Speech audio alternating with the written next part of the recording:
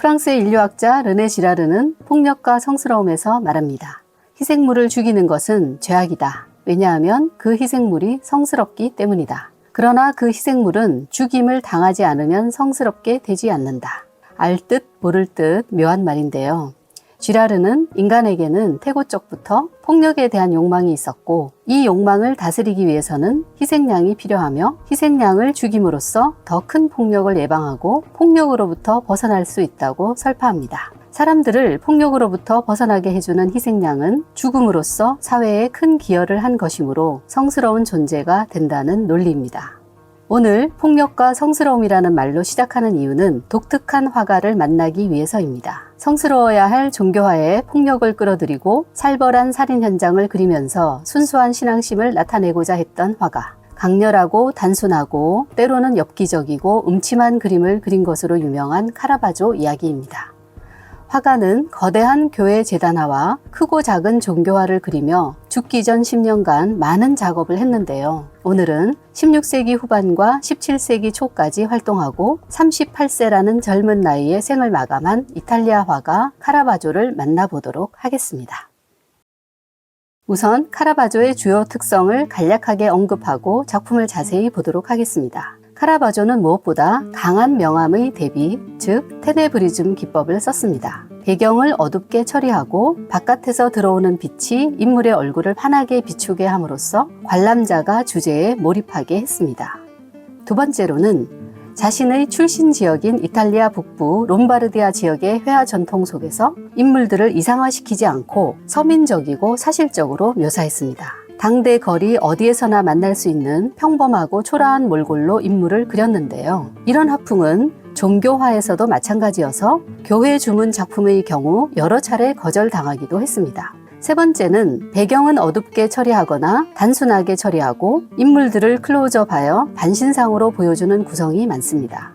관람자는 그림 속 모델이 저 먼 곳이 아니라 바로 내 눈앞에 있는 듯이 만져질 듯이 생생한 느낌을 받게 됩니다. 네 번째는 카라바조가 바로크 미학의 대표적 화가라는 사실입니다. 강한 명암 대비, 서민적 묘사, 반신상으로 이루어진 구성 등 앞에서 언급한 이러한 점들이 카라바조의 바로크적 특성이라고 할 수 있는데요. 바로크는 찌그러진 진주라는 뜻의 포르투갈어에서 나온 말입니다.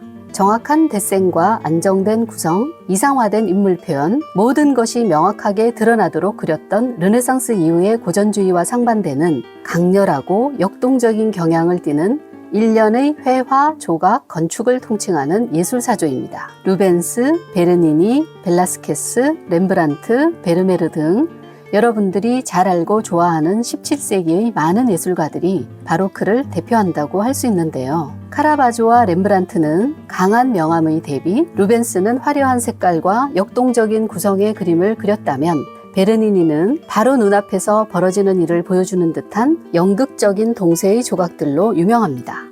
다섯 번째, 카라바조가 활동했던 시대가 종교개혁에 맞서는 반종교개혁적 움직임이 활발하게 이루어질 때라는 점입니다. 바로크 미학도 이러한 시대적 분위기와 무관하지 않고요. 카라바조는 가톨릭의 순수성을 소화하기 위해 순교하거나 적장을 처단하는 장면을 그대로 재현합니다. 차마 눈뜨고 보기 어려울 정도로 피비린내 나는 폭력을 통해 자신의 신앙을 수호하는 성인이 탄생되는 순간을 나타내는 겁니다. 이 다섯 가지 특성은 카라바조 미학의 특성이면서 이후 유럽 미술사에 긴 반향을 울리게 될 텐데요. 이 점을 염두에 두면서 오늘 시간을 출발해 보도록 하겠습니다. 카라바조는 1571년 밀라노에서 태어났습니다. 본명은 미켈란젤로 메리시. 르네상스기의 예술가 미켈란젤로와 구별하기 위해 화가 집안의 고향인 카라바조로 불리게 되었죠. 오랫동안 밀라노 인근의 작은 마을인 카라바조에서 태어나 그렇게 불린 것으로 알려졌으나 2001년에 타첸에서 출간된 카라바조에 이미 밀라노 혹은 카라바조에서 태어난 것으로 되어 있고 2012년 예일대에서 출간된 카라바조의 카드 사기꾼, 사기와 착시에도 밀라노 출생으로 나와 있습니다. 윤희경이 2003년에 출간한 빛과 명암이 만든 바로크의 사실주의 카라바조에는 아예 카라바조 출생이 아니라 밀라노 출생이라고 되어 있고요. 각주에서 밝힌 참고문헌은 1991년에 출간된 미아치노티의 카라바조인데 이때 이미 밀라노 출생이라고 기록되어 있다는 의미입니다. 밀라노 출생이지만 부모의 집안이 다 카라바조 출신이고 6살 때 페스트로 아버지가 돌아가신 뒤 가족이 카라바조로 이주해 어린 시절을 보낸 것이 카라바조로 불리는 이유라고 할 수 있겠죠. 카라바조가 다시 밀라노로 가는 것은 13살 때입니다. 화가 수업을 받기 위해서였죠. 이때 카라바조의 첫 스승이라고 할 수 있는 시모네 페테르차노에게서 도제 수업을 받습니다. 페테르차노는 당시 밀라노 최고의 화가로 베네치아 화가 티치아노가 스승입니다. 페테르차노 아래에서의 공부가 끝난 뒤의 카라바조 행적은 확실하진 않은데요. 카라바조로 돌아갔다가 1590년 어머니가 돌아가시고 2년 뒤인 1592년 하반기인 21살 무렵에 로마에 입성한 것으로 보입니다. 어느 화가나 다 그렇지만 카라바조가 처음부터 카라바조였던 것은 아닙니다. 이런저런 화가들의 공방을 거친 뒤 카라바조는 꽤 명성이 있던 까발리에르 다르피노의 아틀리에에 들어가게 됩니다. 화가가 태어나고 자란 밀라노와 카라바조가 있는 이탈리아 북부 지역은 롬바르디아 지역인데요. 이곳은 서민적이고 사실적으로 그림을 그리는 전통이 강했습니다. 정무라도 많이 그려줬고요. 롬바르디아 출신인 카라바조에게 까발리에르 다르피노가 꽃과 과일을 담당하게 한 것은 어찌 보면 당연한 일이었는데요. 신의 화가는 그 일을 아주 출중하게 해냈습니다. 이때 카라바조는 초기의 대표적인 세 작품을 그립니다. 병든 바쿠스, 과일 바구니를 든 젊은이, 도마뱀에 물린 청년이 그 작품인데요. 이 세 작품은 그림 속 인물들이 관람자와 아주 가까이 있는 듯이 느껴지는 카라바조 특유의 구성을 보여줍니다. 인물들도 그 이전의 화가들이 보여준 적이 없는 생생한 표정과 포즈로 모델을 앞에 두고 그린 느낌이 듭니다. 배경에 아무것도 그리지 않고 적절히 비쳐드는 빛을 활용하는 솜씨도 예사롭지 않습니다. 마치 사진관에서 사진을 찍듯이 순간의 표정을 포착한 듯한 생생함이 있습니다. 시각적이라기보다는 촉각적인 느낌마저 듭니다. 병든 바쿠스를 그릴 때 카라바조는 22~23살 무렵이었는데요. 고향인 밀라노를 떠나 막 로마에 왔던 시기인데 예술사가들에 따르면 이 당시 화가는 6개월 정도 병원에 입원해야 할 정도로 무척 아팠다고 합니다. 의학 논문들은 피부톤과 눈자위, 입술로보아 말라리아나 빈혈, 흑색극 세포증 등을 알았을 것이라는 다양한 진단을 내놓는데요. 원인이 무엇이든 병든 자신의 모습을 바쿠스의 모습으로 나타낸 것이 흥미롭습니다. 바쿠스는 술과 광기와 연극, 축제의 신이죠. 이성과 수학, 음악의 신인 아폴론과 쌍을 이루며 대비됩니다. 고통을 부정하지 말고 삶을 더 사랑하라. 니체의 말입니다. 니체는 태생에서부터 성장 과정을 통해 온갖 시련을 겪었던 바쿠스에게서 무한한 긍정을 포착했는데요. 낯선 타양 로마에서 그림을 팔아먹고 살아야 하는데 심한 병으로 기력이 쇠진했으니 카라바조에게 바쿠스와 같은 긍정의 에너지가 절박했을 것입니다. 화가는 1596년에 건강한 모습의 바쿠스를 한 점 더 그리는데요. 피렌체의 우피치 박물관에서 만날 수 있습니다. 도마뱀에 물린 청년도 비슷한 시기 작품입니다. 소년이 어깨를 한껏 움츠리고 이마를 잔뜩 찌푸리고 있습니다. 화병에서 갑자기 나타난 도마뱀에 물려 깜짝 놀라는 장면이죠. 손가락이나 어깨의 자세, 머리에 꽃을 꽂고 있는 데서 야릇한 분위기도 느껴지는데요. 무엇보다 이 그림의 백미는 화병에 묘사된 빛이 비쳐드는 창문입니다. 어깨와 옷, 소년의 뺨을 비추는 빛과 화병의 그림자를 보건대 빛은 왼쪽에서 들어오고 화병은 방의 왼쪽 구석에 있는 창문에서 빛이 들어오고 있다는 것을 보여주고 있습니다. 카라바조에게는 많은 후원자들이 있었는데요. 1595년경 카라바조의 첫 중요한 후원자인 프란체스코 마리아 부르봉 델 몬테 추기경을 만나게 됩니다. 17세기 예술가들의 저명한 전기 작가인 지오반니 피에트로 벨로리에 따르면 델 몬테가 카라바조의 예술을 너무 좋아해서 그에게 집안에서 명예로운 자리를 주었다고 말합니다. 델몬테의 집에서 로마의 유력 인사들을 가까이 접하며 작업을 하게 되면서 카라바조는 부와 명성의 길로 들어서게 됩니다. 이 당시 카라바조의 대표작들이 쏟아집니다. 점쟁이와 카드 사기꾼이 이때의 작품입니다. 배경을 단순하게 그리고 인물에 가까이 다가가 반신상으로 그린 점, 빛의 노련한 활용, 평범한 사람들이 속고 속이는 일상적인 삶의 순간을 그린 점에서 카라바조 미학의 독특성이 보입니다. 점쟁이는 손금을 봐주는 척하면서 순진한 청년의 손에서 반지를 슬쩍 하는 집시 여인을 보여줍니다. 카드 사기꾼은 왼쪽의 순진한 사람을 두 명의 일당이 협업으로 속이는 장면입니다. 반신상의 세 인물이 단순한 배경 앞에 있죠. 그들은 연극 무대의 스포트라이트 같은 강한 빛을 받고 있어 관람자의 호기심을 확 끌어당기는데요. 등을 보이는 인물의 오른팔에서 공범의 머리, 왼쪽의 인물 자세가 어우러져 완벽한 피라미드 구성을 이룹니다. 큰 피라미드 안쪽에는 세 인물의 얼굴이 작은 삼각형을 만들고요. 세 사람의 시선은 훔쳐보는 자, 공범의 신호를 보며 상대를 살피는 자, 아무것도 모르고 자기 패에만 몰두하는 자를 확실하게 보여주죠. 속임수를 당하는 순진한 사람이 입고 있는 의상도 그렇지만 두 사기꾼이 쓰고 있는 갖가지 색상의 깃털로 장식된 모자가 예사롭지 않네요. 예나 지금이나 사기꾼들에게는 그럴듯한 차림새가 필수겠죠. 그런데 손가락을 들고 신호를 보내는 사람의 장갑에 구멍이 나 있습니다. 그의 실제 상황을 말해주는 표식이라고 할 수 있겠죠. 카드놀이 장면이나 사기꾼 주제는 카라바조 특유의 주제로 이후 유럽의 많은 화가들이 그리게 되는데요. 어떻게 해서 카라바조가 카드 사기꾼, 특히 사기꾼이라는 주제를 다루게 되었을까요? 우선 16세기 후반의 로마의 상황과 관련이 있습니다. 1517년에 일어난 종교개혁, 1545년부터 시작된 트렌트 공의회 후 로마 교황청을 중심으로 종교개혁에 적극적으로 맞서면서 개신교와 가톨릭은 갈등이 첨예화되었고, 이와 같은 분위기에서 유럽 전역에서는 크고 작은 종교전쟁이 그칠 날이 없었죠.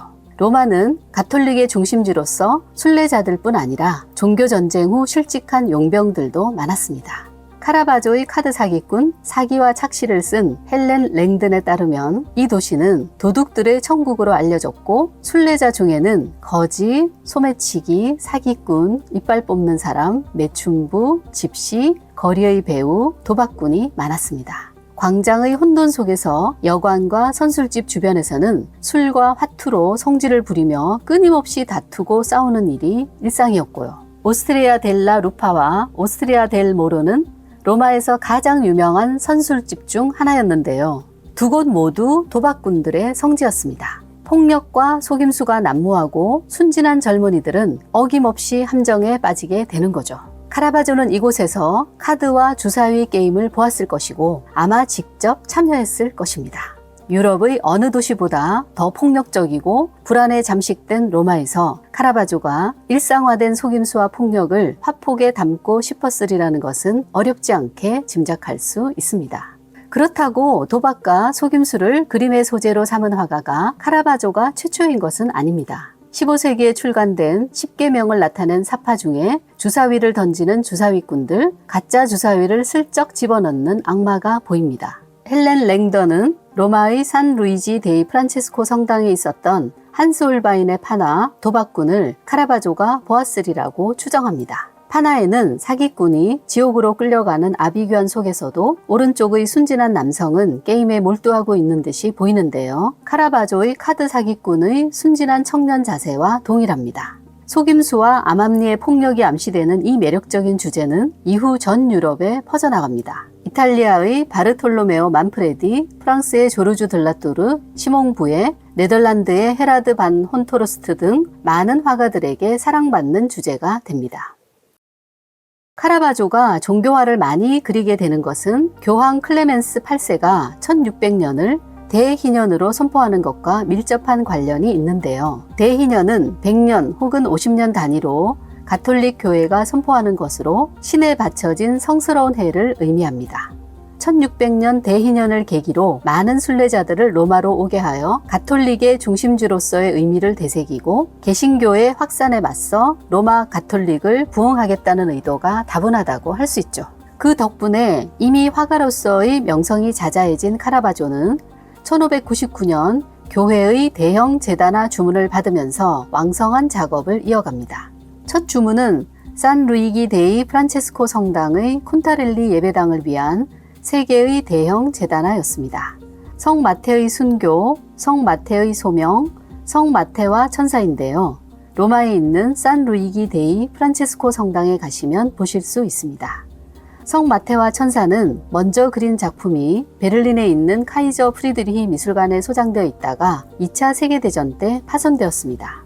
첫 번째 버전이 성 마테를 너무 늙고 초라한 모습으로 게다가 맨발이 불쑥 앞으로 나오게 그려서 추하다는 것이 이유였습니다. 어쩌면 첫 번째 버전의 성마테와 천사야말로 카라바조 예술의 혁신적인 면모를 잘 보여준다고 할 수 있을 텐데 전쟁으로 인해 더 이상 볼 수 없어서 안타깝습니다. 두 번째 대형 제다나 주문은 1600년 9월에 계약이 체결되었는데요. 이 주문으로 십자가에 못 박혀 있는 성 베드로와 성 바울의 회심이 그려집니다. 두 작품은 로마에 있는 산타 마리아 델 포폴로 성당에 가시면 보실 수 있습니다. 두 그림 다 강한 명암 대비와 군더더기를 뺀 단순한 구성 속에 손만 뻗으면 만져질 듯 가까이에서 벌어지는 사건을 보는 것 같은데요. 같은 주제를 다룬 그 어떤 화가의 그림보다 강렬한 느낌이 드는 뛰어난 걸작입니다. 특히 십자가에 거꾸로 매달리는 베드로의 처진 살과 눈에 어린 빛점, 어둠 속에 얼굴이 파묻힌 채 힘겹게 십자가를 세우는 인부들의 동작은 놀랍도록 사실적입니다. 교회를 위한 대형 제다나 외에도 치리아코 마테의 주문으로 의심하는 도마와 그리스도의 체포를 그리는 것도 이 무렵입니다. 의심하는 도마를 먼저 볼까요? 카라바조의 다른 그림들처럼 좁은 공간에 네 인물이 붙어 있습니다. 맨 앞에 있는 인물이 왼쪽 인물의 가슴께에 난 상처에 손을 넣고 있습니다. 왼쪽 인물은 상처난 곳에 손가락이 훅 들어오니 너무 깊이 들어가지 못하게 왼손으로 저지하는 듯하고 몸에 두른 천을 꼭 쥔 오른손이나 얼굴 표정에서는 힘겹게 고통을 참는 것이 느껴집니다. 이것은 신약 성경의 요한복음 20장 24절에서 31절에 나오는 일화를 들려주는 장면입니다. 12 제자 중에 하나로서 디두모라 불리는 도마는 예수께서 오셨을 때에 함께 있지 아니한지라 다른 제자들이 그에게 이르되 우리가 주를 보았노라 하니 도마가 이르되 내가 그의 손에 못자국을 보며 내 손가락을 그 못자국에 넣으며 내 손을 그 옆구리에 넣어보지 않고는 믿지 아니하겠노라 하니라. 여드레를 지나서 제자들이 다시 집안에 있을 때에 도마도 함께 있고 문들이 닫혔는데 예수께서 오사 가운데 서서 이르시되 너희에게 평강이 있을지어다 하시고 도마에게 이르시되 내 손가락을 이리 내밀어 내 손을 보고 내 손을 내밀어 내 옆구리에 넣어보라. 그리하여 믿음 없는 자가 되지 말고 믿는 자가 되라. 도마가 대답하여 이르되 나의 주님이시요 나의 하나님이시니이다. 예수께서 이르시되 너는 나를 본고로 믿느냐 보지 못하고 믿는 자들은 복되도다 하시니라. 다른 제자들이 부활한 예수를 보았다고 해도 믿지 못하겠다던 도마가 예수를 만나 직접 상처난 자국에 손을 넣어보고 믿게 되었다는 일화입니다. 이 주제는 1300년대 초에 두치오가 그린 그림에서부터 마르틴 숀가우어, 루벤스, 렘브란트 등이 다루었지만 도마의 믿음의 증거에 대한 절실함을 가장 잘 드러낸 화가는 카라바조라고 할 수 있습니다. 강한 명암 대비로 예수의 상반신과 도마의 주름진 얼굴, 상처에 넣은 손가락에 관람자의 시선이 집중하게 됩니다. 카라바조의 다른 그림에서처럼 예수의 얼굴이나 제자들의 얼굴은 성인이라기보다는 길거리 어디서나 만날 수 있는 17세기 당대인의 평범한 얼굴이고 도마의 왼쪽 어깨 부분처럼 입고 있는 옷도 낡고 허름합니다. 이상화하지 않고 군더더기 없는 구성이 주제의 몰입감을 극대화합니다. 두 번째 작품은 그리스도의 체포인데요. 신약 성경의 4대 복음서에 나오는 일화를 그린 것입니다.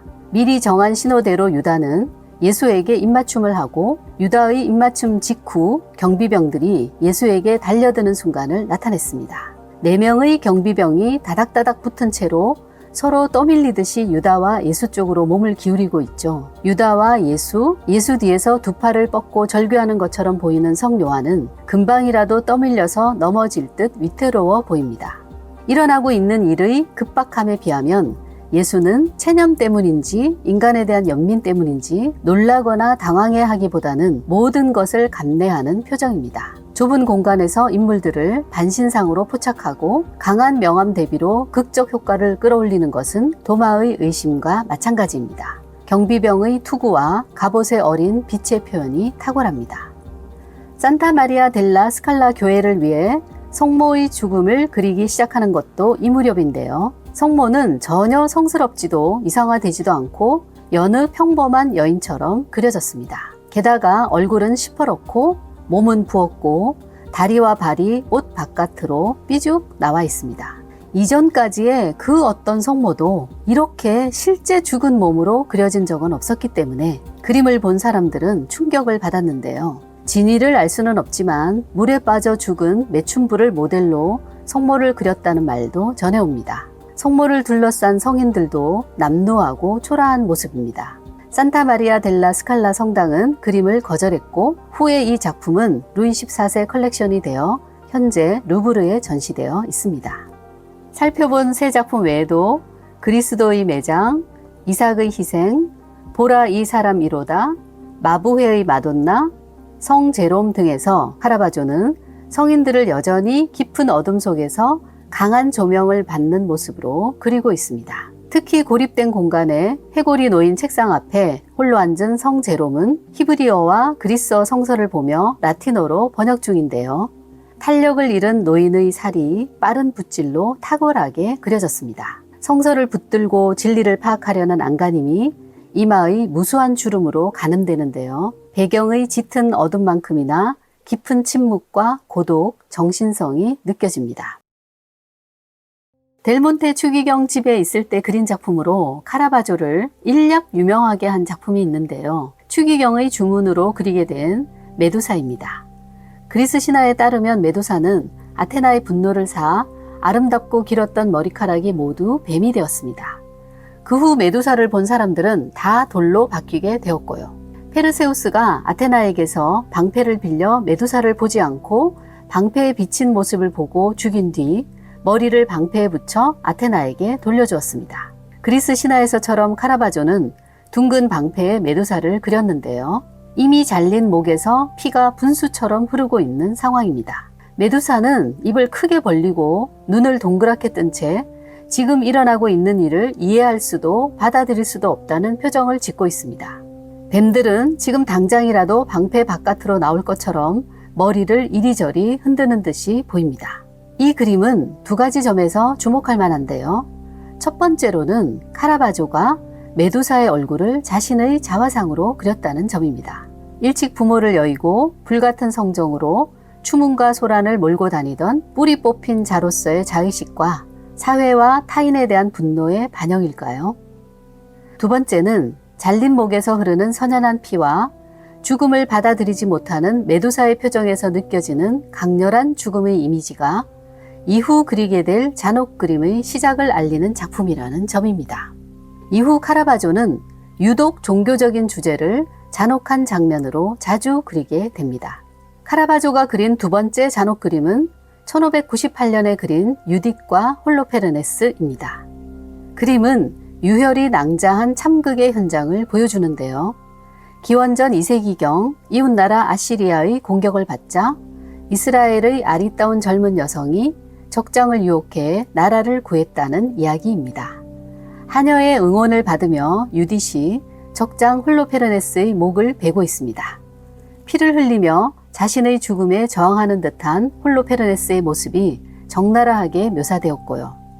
이 그림은 1545년에서 1563년까지 개최된 트렌트 공의회 이후 보다 공격적으로 개진되었던 반종교개혁적인 분위기를 대변한다고 할 수 있는데요. 적장을 죽임으로써 나라를 구했던 구약에서의 유딧이 개신교들을 처단하고 가톨릭을 수호하는 순수한 신앙심을 나타낸다고 할 수 있습니다.